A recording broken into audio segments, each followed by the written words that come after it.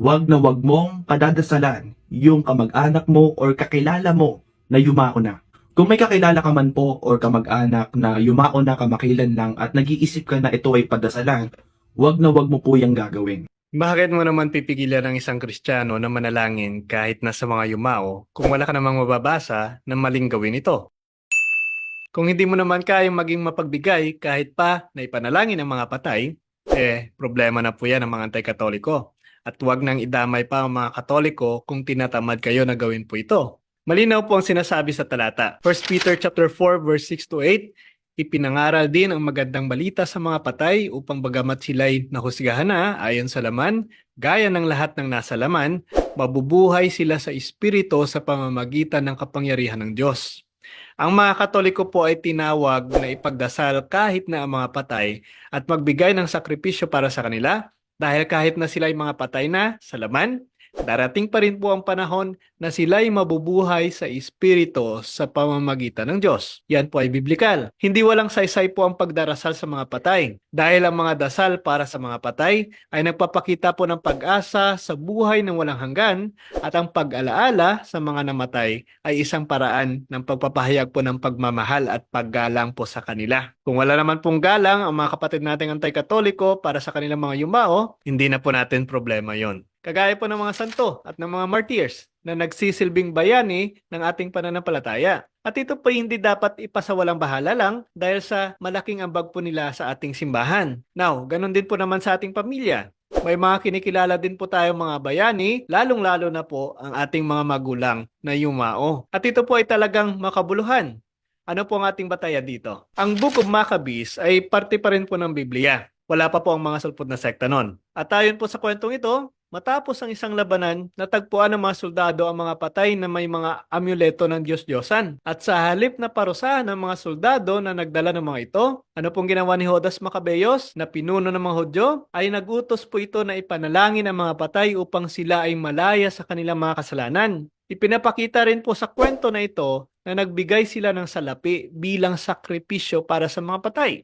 Now, hindi na bago sa mga tao ng Diyos noon na ipanalangin ang mga patay na siya ring ginagawa naming mga Katoliko.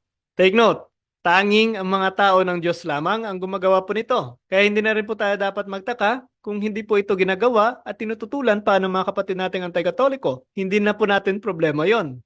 Ang pagdarasal po para sa mga patay ay patunay ng pananampalataya ng mga Kristiyano sa buhay ng walang hanggan at ang ating pag-asa na mga patay ay maaaring makamit ang kaligtasan at kapayapaan sa Diyos. Sa pamamagitan po ng pagdarasal para sa mga patay, ipinapahayag din natin mga Kristiyano ang ating pagmamahal at pag-alaala sa kanila. Yung concern mo kung bakit gusto mo siyang padasalan, para yung kanyang kaluluwa ay umakyat ng langit at maligtas. Of course, ayaw naman kasi natin na mapunta ng impyerno yung mga mahal natin sa buhay at magdusa doon. Kaya kung nagpaplano ka na padasalan yung kaluluwa na yan, pakinggan mo muna tong video na to. Oops!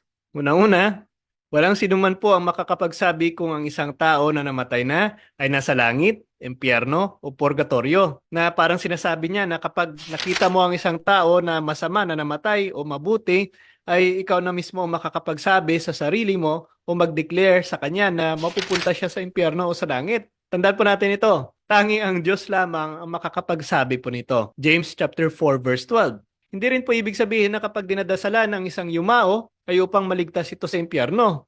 Yan po ay maling unawa ng mga kapatid nating anti-katoliko. Ang pinakalayunin po ng pagdarasal para sa mga yumao ay ipahayag ang ating pag-asa at pananampalataya na ang mga yumao ay maaaring makamit ang kaligtasan at kapayapaan sa Diyos ng mga kaluluwa sa purgatorio. Kagaya na lamang po ng ginawa ni Macabeo, ipinagdasal ang mga patay dahil naniniwala siya sa muling pagkabuhay. 2 Maccabees chapter 12 verse 44. Again, walang makakapagsabi po kung nasaan na ang mga kaluluwa ng mga yumao. Ngunit kung ito man ay nasa langit, then nasa maayos na kalagayan sila. Kung ito man ay nasa impyerno, then wala na po tayong magagawa dito.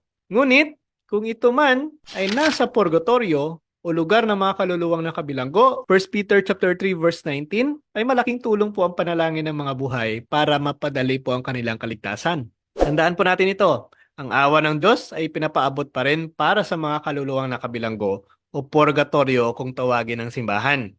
Ano pong patunay natin dito? Kagaya po ng ginawa ng ating Panginoong Jesucristo, Ephesians chapter 4 verse 8, nang umakyat siya sa kalangitan, nagdala siya ng maraming bihag. Sa pamamagitan po ng pagdarasal, ipinapahayag natin ang ating pagmamahal, pag-alaala, at pag-asa para sa mga kaluluwa ng ating mga yumao. Kung ang mga anti-katoliko po ay wala nang pakialam sa mga kaluluwa ng kanilang mga yumao, hindi na po natin problema yon. Isasama na lang po natin sila sa ating mga panalangin at mga intensyon sa misa. 'Di ba? So, ayan, maraming salamat po mga ka-curious sa inyong walang sawang panunood at suporta po sa ating ginagawang evangelization. And of course, thank you rin po sa mga nagbibigay ng kanilang suporta through sending stars at nagbibigay din po ng panalangin ninyo upang may pagpatuloy po natin ang mga ginagawa natin ito. Sa ulitin, ito po si Mr. Curious Catholic na nagsasabing, Pro Deo et Ecclesia. Sa Diyos po ang lahat ng kapurihan.